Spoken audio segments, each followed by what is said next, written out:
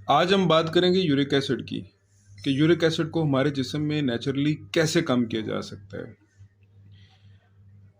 Uric acid जब जिस्म में ज़्यादा होता है तो ये क्रिस्टल की फॉर्म में जॉइंट्स के अंदर जमा होना शुरू हो जाता है, तो जिससे जॉइंट्स की इन्फ्लेमेशन होती है और ये पेन करवाता है।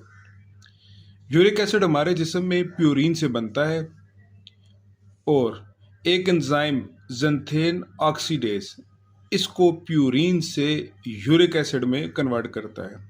इंटरेस्टिंगली जितनी भी यूरिक एसिड की मेडिसिन है वो सारी ज़ैंथेन ऑक्सीडेज को इनहिबिट करती हैं।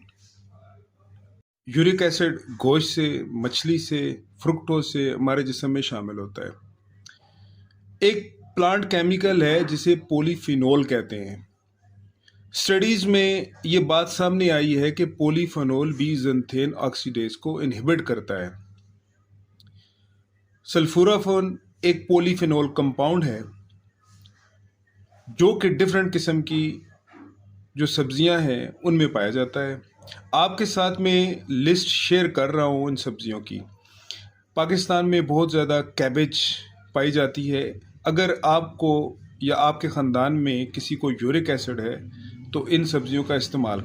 सल्फोराफेन रेगुलेट करता है एंटीऑक्सीडेंट को, जो कि प्रिवेंट करते हैं फ्री रेडिकल की डैमेज को, जिससे इन्फ्लेमेशन कम होती है जॉइंट्स में। एक स्टडी में ये बात सामने आई है कि सल्फोराफेन कैंसर के अगेंस्ट भी इफ़ेक्टिव है।